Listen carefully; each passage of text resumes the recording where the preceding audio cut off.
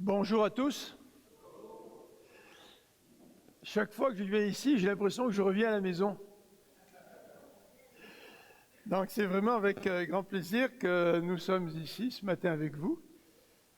Ce matin, avant de partir à la maison, j'ai dit à ma femme, chérie, tu ne peux pas venir avec moi ce matin. Mais ma fille a décidé de m'accompagner à la place de ma femme. Alors je lui ai dit, écoute chérie, ce matin, je ne pourrais pas dire des blagues à ton sujet parce que tu ne seras pas là. Donc je vais dire certaines blagues en rapport avec ma fille qui la remplace. Sérieusement, ça me fait très plaisir d'être de nouveau parmi vous. Et depuis quelque temps, j'ai vraiment à cœur un texte qui se trouve dans Colossiens au chapitre 3, qui nous ramène à des fondements dans notre vie chrétienne. Vous savez, c'est comme une équipe de hockey. Parfois une équipe de hockey ou une équipe de sportive, que ce soit le soccer, puisque c'est la Coupe du Monde, il faut revenir à un jeu de base. Et parfois dans la vie chrétienne, nous oublions un petit peu le jeu de base.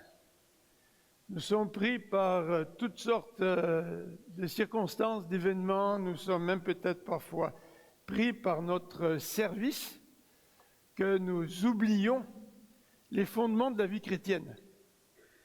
Et ce matin, j'aimerais revenir à un fondement de la vie chrétienne qui, je crois, est important, pas simplement pour des nouveaux croyants, mais qui est aussi essentiel pour chacun d'entre nous. Donc j'aimerais lire avec vous dans l'épître de Paul aux Colossiens, au chapitre 3, un texte que vous connaissez certainement très bien, Colossiens, chapitre 3. Donc je vais lire dans la Bible du Semeur, verset 1er. Mais vous êtes aussi ressuscités avec Christ. Recherchez donc les réalités d'en haut, là où se trouve Christ, qui siège à la droite de Dieu. De toute votre pensée, tendez vers les réalités d'en haut et non vers celles qui appartiennent à la terre. Car vous êtes morts et votre vie est cachée avec Christ en Dieu. Lorsque Christ apparaîtra, lui qui est votre vie, alors vous paraîtrez vous aussi avec lui dans la gloire. Faites donc mourir tout ce qui dans votre vie appartient à la terre, c'est-à-dire l'inconduite, l'impureté, les passions incontrôlées, les désirs mauvais, la soif de posséder, qui est une idolâtrie. Ce sont de tels comportements qui attirent la colère de Dieu sur ceux qui refusent de lui obéir. Et vous-mêmes aussi, vous commettiez ces péchés autrefois lorsqu'ils faisaient votre vie. Mais à présent, débarrassez-vous de tout cela. Colère, irritation, méchanceté, insultes ou propos grossiers qui sortiraient de votre bouche. Ne vous mentez pas les uns aux autres, car vous êtes dépouillés de l'homme que vous étiez autrefois avec tous ces agissements. Et vous êtes revêtus de l'homme nouveau. Celui-ci se renouvelle pour être l'image de son Créateur afin de parvenir à la pleine connaissance. Pour ce qui le concerne, il n'y a plus de différence entre juifs et non-juifs, entre circoncis et incirconcis, étrangers, barbares, esclaves, hommes libres. Il n'y a plus que Christ, lui qui est tout et en tous. Ainsi, puisque Dieu vous a choisi pour faire partie du peuple saint et qu'il vous aime, revêtez-vous d'ardente bonté, de bienveillance, d'humilité, de douceur, de patience. Supportez-vous les uns les autres, et si l'un de vous a quelque chose à reprocher à un autre, pardonnez-vous mutuellement. Le Seigneur vous a pardonné. Vous aussi, pardonnez-vous de la même manière. Et par-dessus tout cela, revêtez-vous de l'amour qui est le lien par excellence. Que la paix instaurée par Christ gouverne vos décisions, car c'est à cette paix que Dieu vous a appelé pour former un seul corps. Soyez reconnaissants. Enfin, je pense que vous avez une assemblée de membres cet après-midi. Ce verset-là est un bon verset pour les assemblées de membres. Que la paix instaurée par Christ gouverne vos décisions, n'est-ce pas? Que la parole de Christ, verset 16, réside au milieu de vous dans toute sa richesse, qu'elle vous inspire une pleine sagesse, pour vous instruire et vous avertir les uns les autres, ou pour chanter à Dieu de tout votre cœur des psaumes, des hymnes et des cantiques inspirés par l'Esprit, afin d'exprimer votre reconnaissance à Dieu. Dans tout ce que vous pouvez dire ou faire, agissez au nom du Seigneur Jésus, en remerciant Dieu le Père par lui. Prions ensemble. Seigneur notre Dieu, merci pour ces quelques versets qui suscitent en nous cette question que nous allons regarder ce matin. Est-ce que je vis la réalité de l'Évangile ? Seigneur, tu sais que nous pouvons être chrétiens depuis des années, peut-être même des décennies. Mais Seigneur, cette question est toujours pertinente. Est-ce que je vis la réalité de l'Évangile dans ma vie à chaque jour? Seigneur, comment être un bon témoin de Christ? Comment être un proclamateur de l'Évangile si je ne vis pas la réalité de cette bonne nouvelle dans mon quotidien? Donc Seigneur, ce matin, nous voulons nous présenter devant toi pour que tu puisses nous parler par ta parole et que tu puisses, Seigneur, nous motiver à vivre davantage la réalité de cet évangile pour que tous ceux qui vivent autour de nous puissent te voir, toi, à travers nous. Nous te le demandons au nom de Jésus-Christ, notre Dieu. Amen. Ce matin, on est arrivé un petit peu à l'avance et Pierre et ma fille et moi, on parlait ensemble. Et Pierre a le privilège d'entreprendre dans une semaine un beau voyage, aller dans le vieux continent, n'est-ce pas? Et on parlait un petit peu de nos expériences respectives. Moi qui suis au Québec depuis 48 ans, et lui qui a passé une trentaine d'années, Pierre, peut-être, en France. Et quand vous passez autant de temps dans un autre pays, eh bien, que vous le vouliez ou pas, ça vous change, n'est-ce pas? Même si les Québécois savent, dès que j'ouvre la bouche, que je suis français d'origine, en fait, dans mon cœur, dans ma mentalité, je suis beaucoup plus québécois que français.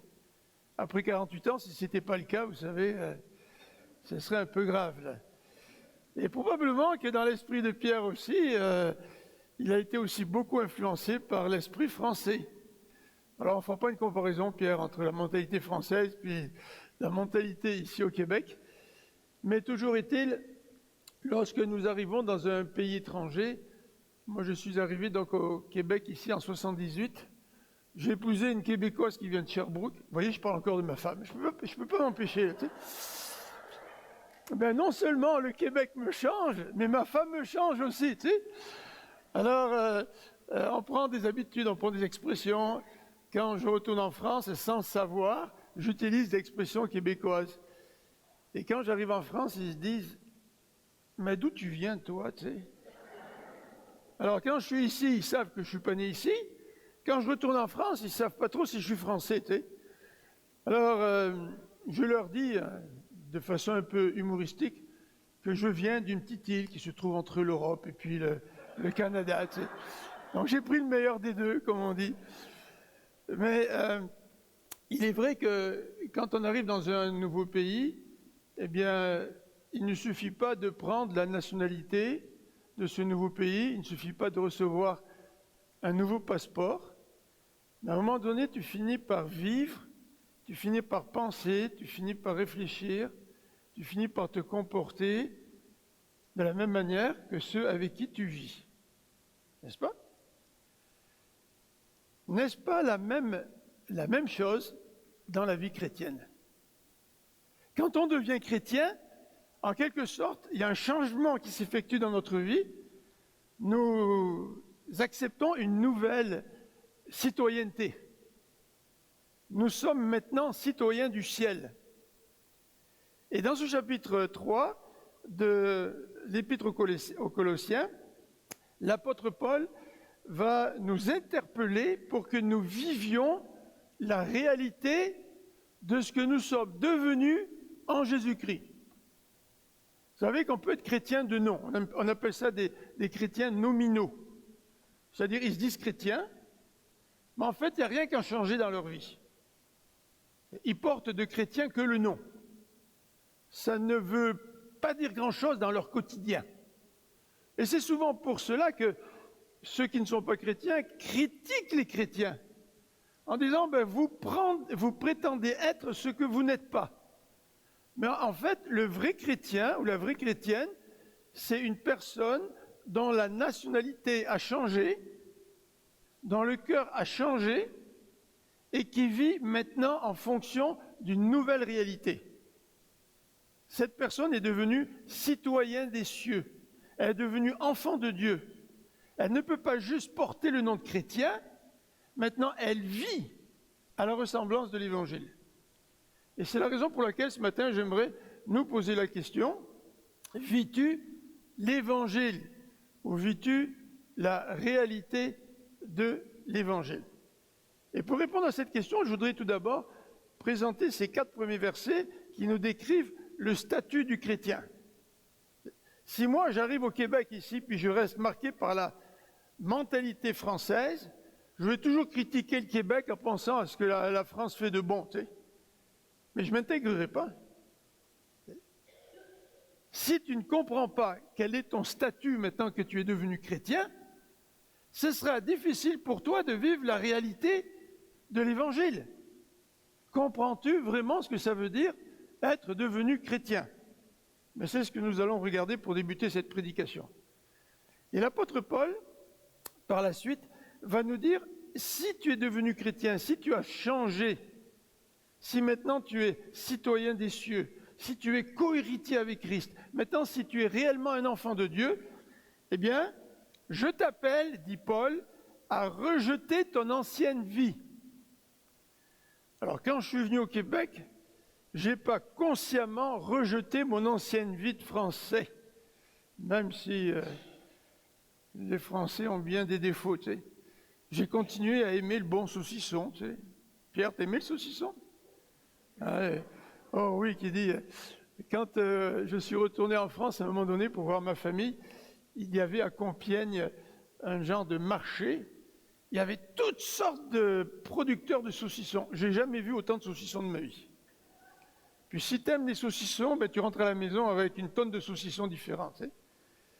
Mais évidemment, je n'ai pas tout rejeté de mon ancienne vie, mais j'ai adopté bien d'éléments nouveaux de cette vie au Québec. Tu sais. Et même le sirop d'érable frelaté, tu sais. Il paraît qu'il y a du sirop d'érable qui se vend et qui a été coupé avec je ne sais trop quoi. Vous avez entendu parler de ça dans les nouvelles, hein? Donc, je n'ai pas consciemment rejeté certaines choses, mais dans ma nouvelle vie, d'une manière naturelle, j'ai accepté certaines valeurs, j'ai accepté certaines habitudes, des habitudes de vie qui étaient nouvelles, et forcément, ça me change. Mais Paul nous dit, maintenant que tu es nouveau chrétien, eh bien, il faut que tu rejettes ton ancienne vie. Est-ce que consciemment, tu sais que dans ton ancienne vie, il y a des éléments qui ne correspondent pas à ta nouvelle vie? Qu'est-ce que tu fais de tout ça? Est-ce que tu les gardes? Ou est-ce que tu les rejettes pour pouvoir vraiment refléter ta nouvelle vie? Bien, c'est ce que nous regarderons aussi dans les versets 5 à 9. Et pour terminer, nous regarderons l'encouragement de Paul qui nous encourage donc à vivre l'Évangile. Et je vais diviser cette partie en 2. On va examiner qu'est-ce que Paul dit quand il nous encourage à vivre l'Évangile. Alors commençons tout d'abord avec ce statut de chrétien, de citoyen des cieux, de fils de Dieu, fils et fille de Dieu. Maintenant que nous avons accepté Dieu dans notre vie, nous avons un nouveau statut. C'est ce que disent les versets 1 à 4. Vous êtes aussi ressuscités avec Christ. Alors au verset 1er, l'apôtre Paul nous présente une certitude, une réalité. On est ressuscité. Vous savez, quand vous êtes arrivé ce matin à l'église, je suis certain que personne d'entre vous, je peux me tromper, mais en tout cas, la plupart d'entre vous, vous n'avez pas regardé vos frères et sœurs en disant « Hey, il est ressuscité, lui ». On va se retrouver entre gangs de ressuscités. Est-ce qu'on pense comme ça? Est-ce que vous pensez à cela lorsque vous pensez à votre nouvelle vie dans le Seigneur? Que vous êtes des ressuscités. C'est-à-dire que vous êtes morts à quelque chose d'ancien et que maintenant, vous êtes dans une nouvelle vie. Vous expérimentez une résurrection avec le Christ. Paul dit qu'on est une même plante avec lui, là-dessus dans Romains, au chapitre 8. Là. Alors Paul nous présente une certitude. Nous sommes ressuscités avec le Christ. C'est une façon de décrire notre nouvelle vie. Vous savez que dans la Bible, on nous dit que la vie sans Dieu, c'est une vie dans les ténèbres. La vie sans Dieu, c'est une vie de mort. Et quand nous rencontrons le Seigneur, nous passons des ténèbres à la lumière. Nous passons de la vie à... de la mort à la vie. Ça, c'est le fun, hein?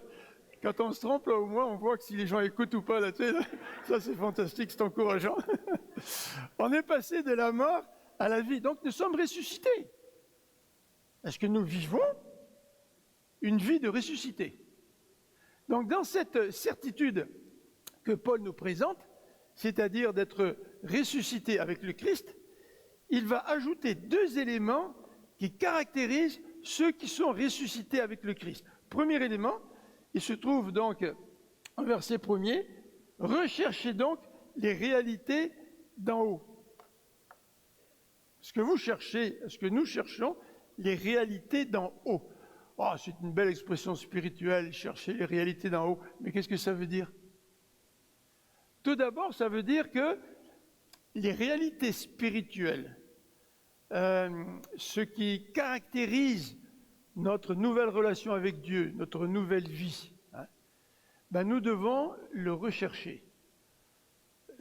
Chercher ou rechercher, c'est un impératif qui demande un effort conscient de notre part. Est-ce que vous avez déjà recherché quelque chose avec une grande intensité?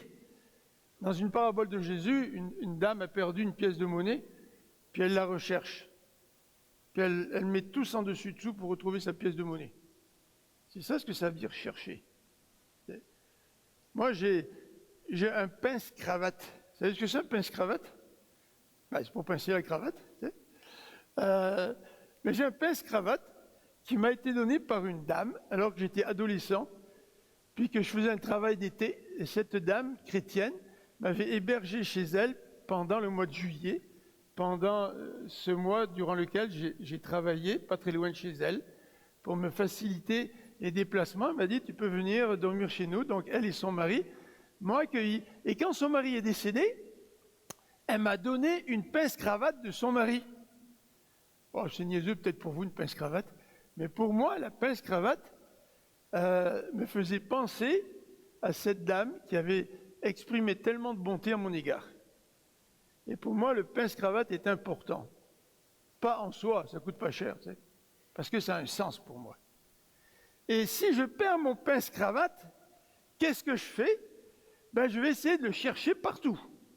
Puis quand vous perdez quelque chose de petit, parce que c'est pas très gros, un pince-cravate, pour le trouver, c'est pas évident. Hein? Vous remettez tous en dessus-dessous là, pour essayer de trouver ce que vous avez perdu. Un petit peu comme cette dame qui a perdu cette pièce de monnaie. Tu sais. Puis vous recherchez dans les fentes, vous recherchez partout. Vous recherchez sous les coussins, vous recherchez partout pour savoir où vous auriez pu mettre l'objet qui fait l'objet de vos recherches. Est-ce que nous recherchons les choses d'en haut avec autant d'intensité? Quand vous avez perdu quelque chose auquel vous tenez, il n'y a rien d'autre qui vous attire. C'est comme si cet objet prend toute l'importance dans votre vie. Vous pouvez mettre bien des choses de côté pour vous concentrer sur ce que vous cherchez. Est-ce que c'est de cette façon-là que nous recherchons les choses d'en haut parce que nous sommes ressuscités avec le Christ?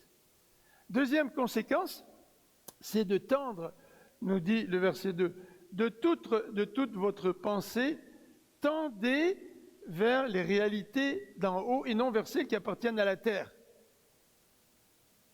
Alors, on est incarné, hein? On vit dans une société, on vit dans un endroit, dans ce monde, on a un travail, une maison, on a une famille, on a toutes sortes de responsabilités. C'est tellement facile de s'occuper de ces responsabilités terrestres. Mais est-ce que vous tendez? Puis le texte nous dit, dans toutes vos pensées. Vous savez qu'il y a beaucoup de choses dans la vie chrétienne qui dépendent de nos pensées. Et trop souvent, nous menons une vie chrétienne axée sur nos émotions et non pas sur nos pensées. Mais ce sont nos pensées qui dirigent nos actions. Si je ne pense pas au Christ, si je ne pense pas aux valeurs chrétiennes, si je ne pense pas à l'amour du Christ, si je ne médite pas sur sa parole, si dans mes pensées, je ne les dirige pas vers les réalités d'en haut, vers les réalités du royaume de Dieu, eh bien, je ne pourrai pas vivre l'Évangile pleinement. Est-ce que tu vis l'Évangile? Est-ce que je vis l'Évangile? Ah, c'est certain que si je pense constamment à la Coupe du monde de soccer, le Seigneur n'aura pas beaucoup de place dans ma vie pendant un mois, au moins. Et je ne sais pas si vous aimez beaucoup le soccer, moi j'aime beaucoup le soccer. Je n'ai pas écouté un seul match depuis le début. Parce que le soccer, ce n'est pas toute ma vie. C'est quand il y a la Coupe du monde de soccer, ce n'est pas un intermède durant lequel je me dis, ben le Seigneur, prends un peu de congé de moi je vais m'occuper de mon soccer. Même si le Seigneur me permet de jouir de certaines choses dans ce monde, c'est vers lui que je dois tendre ma pensée constamment, nous dit l'apôtre Paul, pour pouvoir vivre l'Évangile. Est-ce que ça m'empêche de regarder des bons matchs de soccer? Non. Mais ce n'est pas ça qui a la priorité dans ma vie. Deuxièmement, dans les versets 3 et 4, l'apôtre Paul va parler de notre condition présente et future. Pour vivre l'Évangile, c'est important de réaliser notre statut présent. On est ressuscité avec le Christ, mais le verset 3 nous dit, vous êtes morts et votre vie est cachée avec Christ en Dieu. À la fois, je suis une nouvelle création, je vis la nouvelle vie que Dieu me donne, à la fois, je m'identifie avec le Christ dans sa résurrection, mais à la fois, je me rappelle que je suis mort. Avant de ressusciter, il faut être mort à quelque chose. Le chrétien, c'est quelqu'un qui est mort. Il est mort à son péché, il est mort en son ancienne vie. Est-ce que tu réalises que tu es mort à ton ancienne vie? Et que maintenant, tu es appelé à vivre cette nouvelle vie dans le Seigneur. La vie du ressuscité. Nous sommes morts, nous dit donc le verset 3, et ta vie est cachée avec Christ en Dieu. Ça me rappelle un autre élément que nous retrouvons sous la plume de l'apôtre Paul. Vous êtes morts dans le Seigneur, vous êtes morts en Christ. C'est Christ qui vit, c'est plus toi qui vis. Tu es mort à toi-même et maintenant ta vie, tu la vis dans le Christ. Et si ta vie reflète Christ, si ta vie est centrée sur le Christ, tu vas pouvoir vivre l'Évangile et tu vas pouvoir être témoin pour le Christ. Mais si tu prétends être chrétien et que tu vis selon les principes de ta vie passée, tu ne vis plus ta vie cachée en Christ. La nouvelle vie, c'est de vivre en Christ. Et c'est plus moi qui vis, c'est Christ qui vit en moi. Et tous ceux qui vivent autour de moi voient Christ à travers moi. C'est important de se rappeler là, comment vivre l'Évangile. Vous savez, la bonne question à se poser, ce serait d'aller voir nos voisins qui ne connaissent pas le Seigneur, ou nos collègues de travail, puis de faire un petit sondage, en disant « je fais un petit sondage, j'aimerais que tu répondes à ma question. Quand tu me regardes, qui est-ce que tu vois ?» Je vois un collègue qui est tout le temps en train de chialer quand ça ne fait pas son affaire, ou je vois un voisin qui crie tout le temps après ses enfants l'été quand les enfants jouent dehors. Tu sais, qu'est-ce qu'ils voient de nous, les gens qui nous entourent, tu sais? Ou est-ce qu'ils voient des traits de caractère qui reflètent la personne de Christ? Ah, peut-être que vos voisins ne diront pas « Ah bien, je vois la bonté de Christ en toi ». Ils vont peut-être dire « Ben, je vois en toi quelqu'un de bon ». Puis toi, tu sais que cette bonté que tu manifestes, c'est celle de Christ qui se manifeste à travers toi, tu sais. Est-ce que tu vis la réalité de l'Évangile? Au verset 4, on a un texte qui est extraordinaire, qui est une motivation à vivre la réalité de l'Évangile. Lorsque Christ apparaîtra, lui qui est votre vie, intéressant, hein, comme petite parenthèse, le Christ est notre vie. Quand tu vis l'Évangile, tu vis la vie de Christ.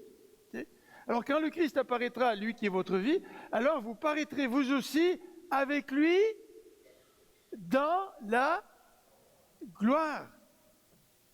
Le Seigneur nous réserve une gloire. Nous allons participer à la gloire de Christ. Pourquoi? Parce que nous sommes ressuscités avec Christ.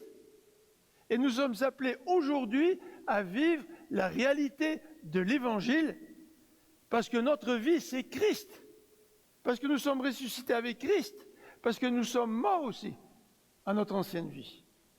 Est-ce que nous comprenons qui nous sommes en tant que chrétiens? Vous savez, si moi je ne comprends pas mes collègues, mes citoyens québécois, ben, ça va être un peu étrange. Je vais être quelqu'un qui vit au Québec depuis 48 ans et qui ne reflète pas la réalité des Québécois.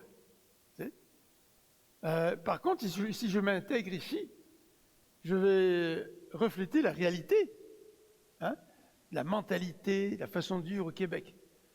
J'ai un ami qui est venu ici au Québec à peu près en même temps que moi. Lui, s'est intégré de manière encore plus extraordinaire parce qu'il a même pris l'accent québécois. Quand il parle, on dirait que c'est un vrai Québécois. Mais il n'y a pas de contraste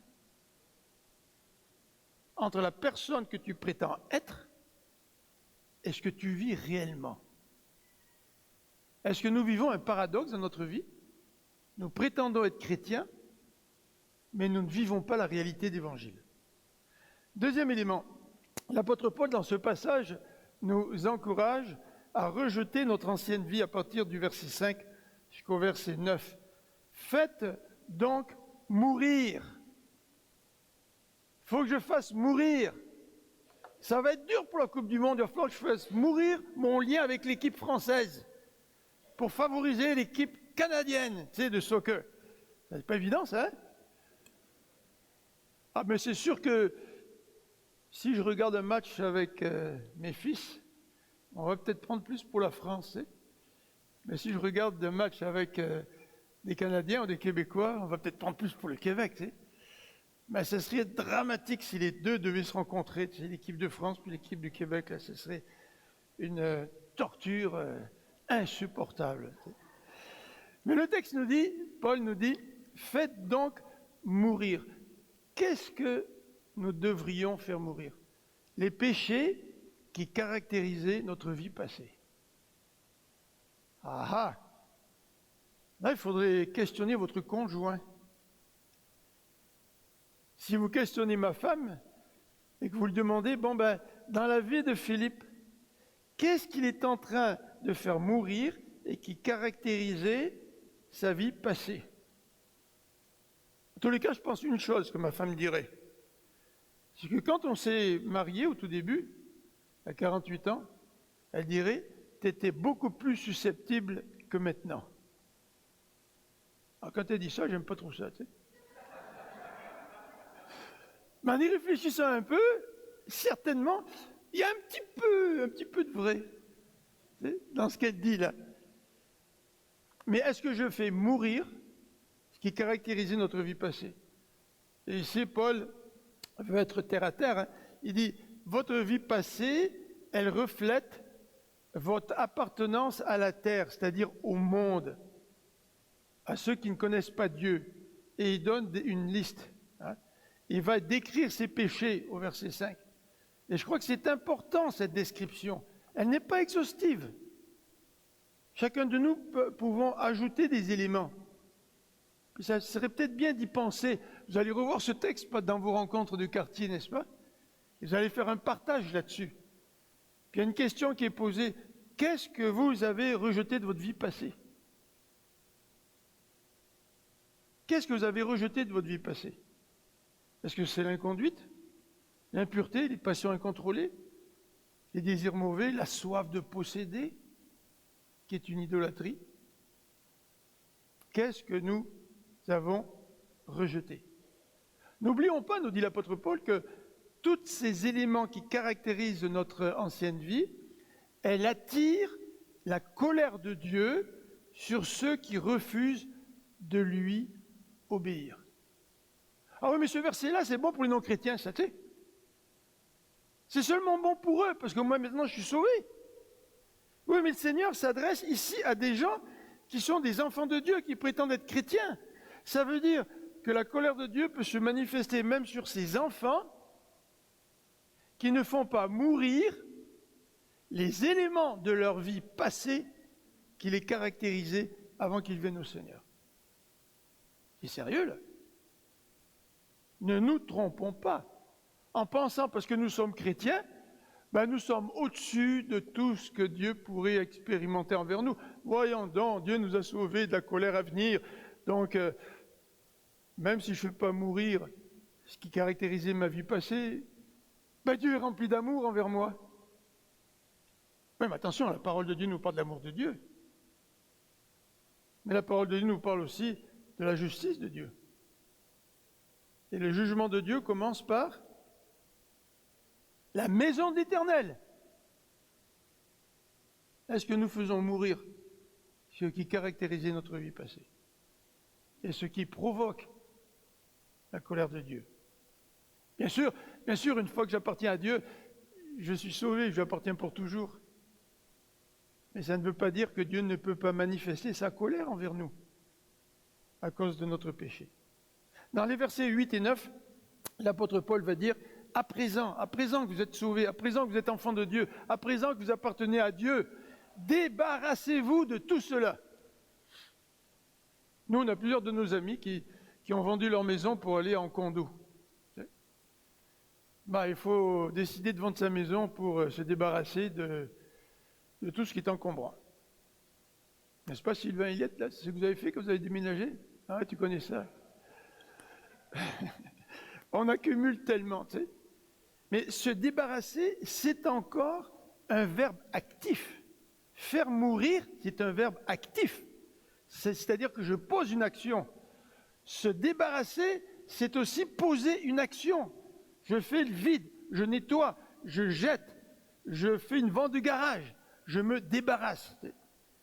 Bien ici, Paul va encore nous donner une petite liste en disant au verset 8, débarrassez-vous de la colère. On ne parle pas ici d'une saine colère, là, tu sais. De l'irritation. Comment nous sommes souvent irrités par toutes sortes de choses. Et comment souvent nous nous justifions de notre colère ou de notre irritation. Ah oui, j'étais en colère après les enfants cet après-midi ou ce soir. Tu sais, c'est parce que j'ai eu une mauvaise journée au travail. Oui, mais tu as eu une mauvaise journée au travail, c'est vrai. Mais est-ce que ça justifie ta colère? Est-ce que tu n'es pas en train de trouver des excuses à un comportement dont tu dois te débarrasser? La colère, l'irritation, la méchanceté qui sortirait de votre bouche. L'utilisation de nos paroles. Est-ce qu'elles caractérisent l'évangile que nous avons reçu? Ne vous mentez pas les uns aux autres, car vous vous êtes dépouillés de l'être que vous étiez autrefois avec tous ces agissements. On pourrait rentrer dans le sujet du mensonge, pourquoi on ment les uns aux autres, il y a toutes sortes de raisons pour lesquelles on peut mentir. Et souvent, nous utilisons encore ces raisons pour nous justifier. « je t'ai pas dit la vérité parce que j'avais peur que tu me rejettes. » Ah ben là, on a trouvé l'excuse pour justifier notre comportement.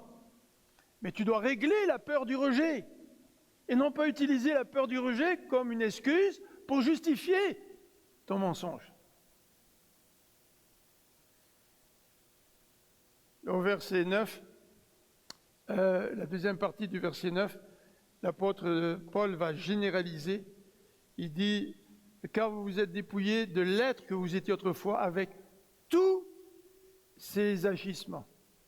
On pourrait donc augmenter cette liste en disant, Seigneur, je veux vivre la réalité de l'Évangile, mets dans ma vie le doigt sur ceux qui ne correspondent pas à cette nouvelle vie que tu m'as donnée. Et aide-moi à faire mourir ça dans ma vie. Aide-moi à m'en débarrasser. Non seulement l'apôtre Paul va nous encourager à nous débarrasser, mais il va nous encourager de manière positive à vivre l'Évangile à partir du verset 10 et 11. Au verset 10, il nous présente la vie de l'être nouveau. Et il nous dit au verset 10, si tu as reçu cette nouvelle vie, ben tu te renouvelles. On se renouvelle. C'est-à-dire qu'on n'est pas chrétien une fois pour toutes, et puis il n'y a rien de spécial qui arrive dans notre vie à partir de ce moment-là. Au contraire, quand tu deviens chrétien, c'est un départ. Et cette relation avec Dieu, ce christianisme, la réalité de l'Évangile, devrait se renouveler continuellement dans notre vie.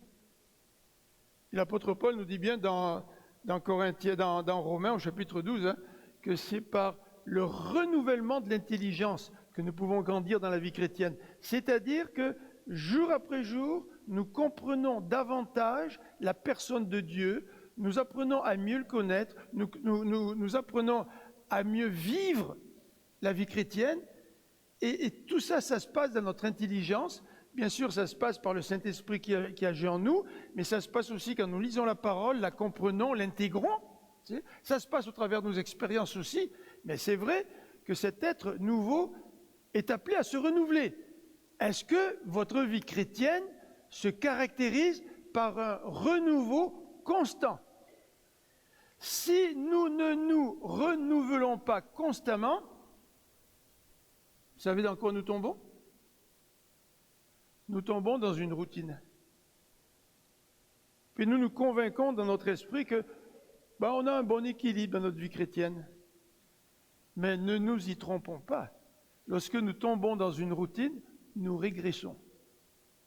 Nous ne pouvons pas choisir entre le renouvellement et puis le recul. En disant, nous on est au milieu, là, puis on se contente de certaines habitudes dans la vie chrétienne. Non, tu peux pas rester au milieu, là. Soit tu avances avec le Seigneur, ou soit tu régresses, tu recules. Alors le texte nous dit que cet être nouveau se renouvelle pour deux raisons, au verset 10. Cet être nouveau se renouvelle pour être l'image de son Créateur. Vivre l'Évangile, c'est refléter Dieu. Vrai? Si tu ne reflètes pas Dieu dans ta vie, c'est parce que tu n'as pas tout à fait compris ce que veut dire vivre l'Évangile. C'est refléter Dieu. Et pour refléter Dieu, il faut apprendre, il faut grandir à l'image de Dieu. Jésus reflétait parfaitement le Père. Et Jésus nous appelle à suivre son exemple. Est-ce que nous sommes l'image de notre Créateur? Le plus grand problème de l'Église, c'est peut-être de ne pas assez refléter la personne de Dieu dans notre façon de vivre et de nous comporter. Et nous pouvons nous plaindre que des gens ne viennent pas au Seigneur. Nous pouvons nous plaindre que nous témoignons un petit peu de Dieu autour de nous sans trop de résultats. Mais devrions-nous pas tout d'abord nous poser la question, est-ce que Seigneur, je suis davantage à ton image jour après jour? Est-ce que je reflète qui tu es dans mes relations? Deuxième raison, c'est pour parvenir aussi à la pleine connaissance. Plus tu te renouvelles dans le Seigneur, plus tu vis l'Évangile, plus ta connaissance de Dieu et ta relation avec Dieu va grandir. Vivre l'Évangile, c'est donc de renouveler cet être nouveau qui est à l'intérieur de nous. Et l'apôtre Paul va donner quelques exemples. Il va nous parler d'une nouvelle perspective. Quand tu es chrétien, tu es une nouvelle personne. Tu as une nouvelle perspective.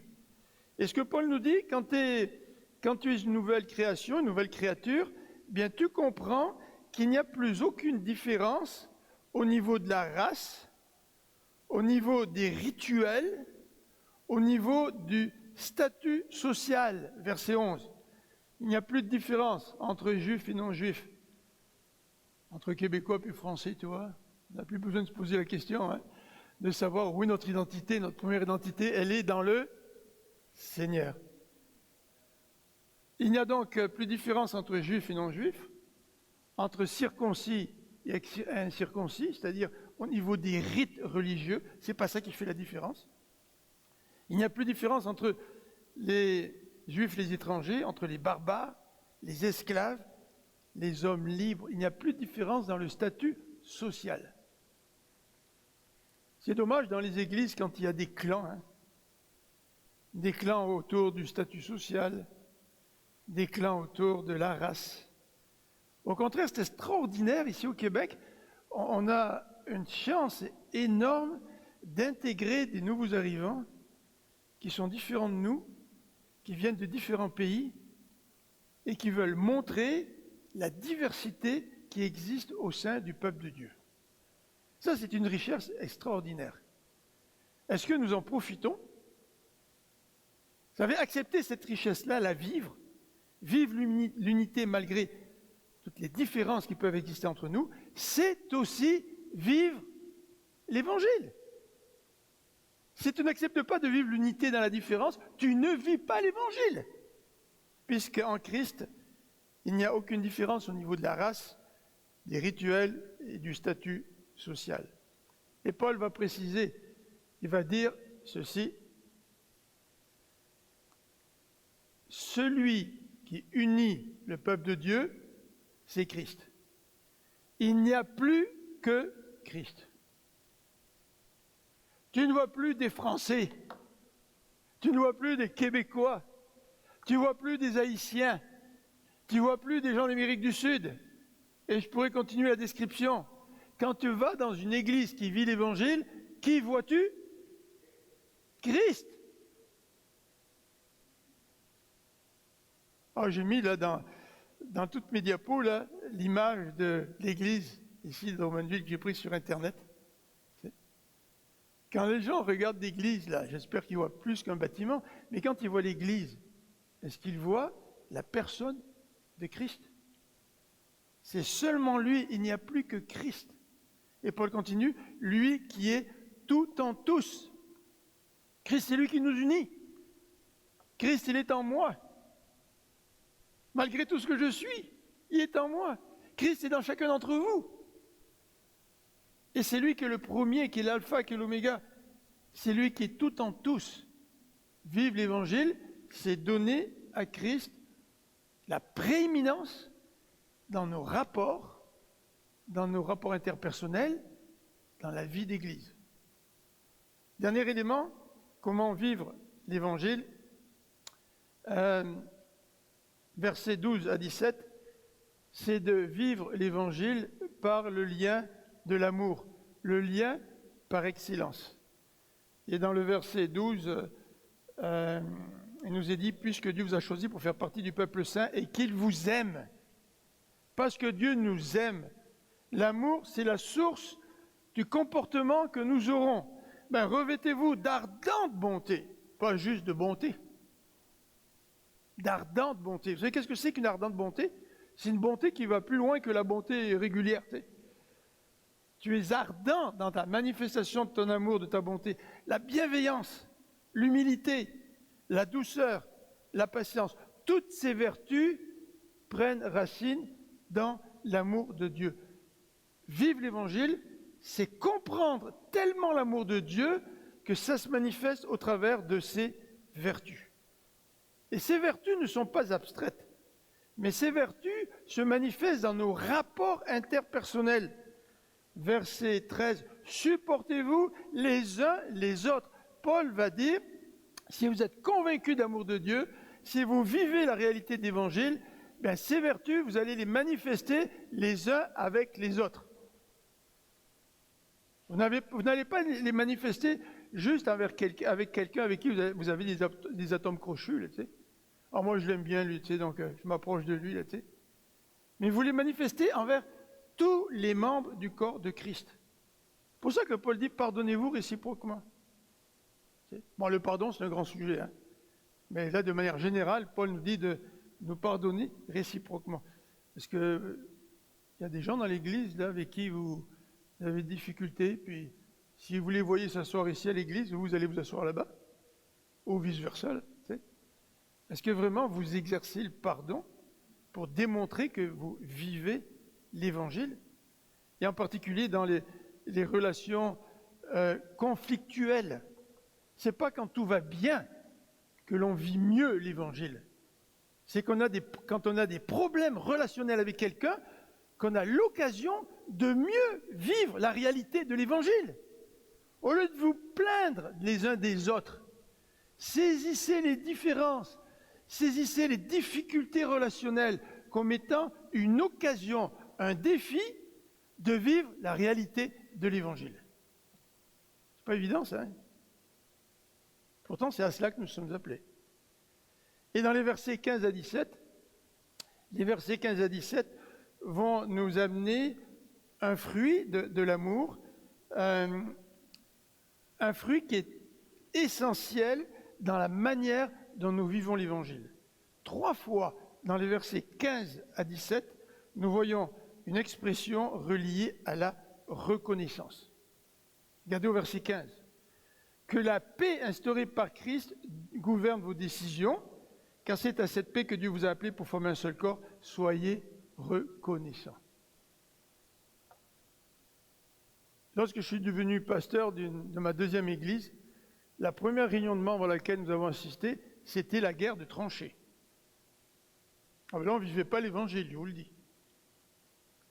Et le texte ici nous parle de décisions qui influencent, qui produisent la paix, mais parle aussi de la reconnaissance. Grâce à Dieu, l'atmosphère a changé dans cette église. Les réunions de membres sont devenues des réunions plaisantes, des réunions qui étaient marquées par la reconnaissance, des réunions qui étaient marquées par la paix. La reconnaissance marche de pair avec la paix. Tu ne peux pas être reconnaissant si tu n'es pas en paix. Et si tu n'es pas reconnaissant, tu ne vivras pas la paix. Ici, nous avons le lien entre 2 principes bibliques, celui de la paix et de la reconnaissance. Mais au verset 16, le texte continue en nous disant que la parole de Christ réside au milieu de vous, qu'elle vous inspire une pleine sagesse, vous instruise pour que vous vous avertissiez les uns les autres. Chantez à Dieu par l'Esprit afin d'exprimer votre reconnaissance à Dieu. Chantez pas pour avoir un trip, une expérience musicale. Parce que la musique est bonne. Puis quand tu vois le guitariste jouer, tu as des frissons, là, tu sais, tu as les poils qui t'irrissent sur les bras, là, puis oh, ça vient te chercher. Tu sais. Mais en même temps, est-ce que tu es rempli de reconnaissance dans ton adoration ou pas? Est-ce que tu cherches juste une expérience? Ou est-ce que ton adoration est le fruit de la reconnaissance? Vivre la reconnaissance, c'est vivre l'Évangile. Et Paul va terminer au verset 17. Dans tout ce que vous pouvez dire ou faire, agissez au nom du Seigneur Jésus en remerciant Dieu le Père par lui. Dans tout ce qu'on fait. Quand les choses vont pas bien. Comme quand les choses vont bien. Est-ce que je manifeste ma reconnaissance? Est-ce que je vis la réalité d'Évangile au travers de la reconnaissance?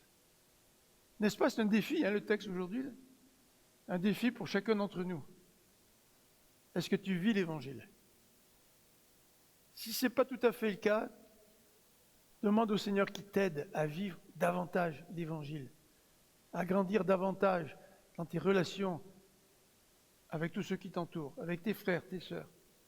Demande au Seigneur qui te donne la grâce de vivre la réalité de cette nouvelle vie. Tu es mort au péché, tu es ressuscité avec le Christ. Vis comme un ressuscité. Prions ensemble.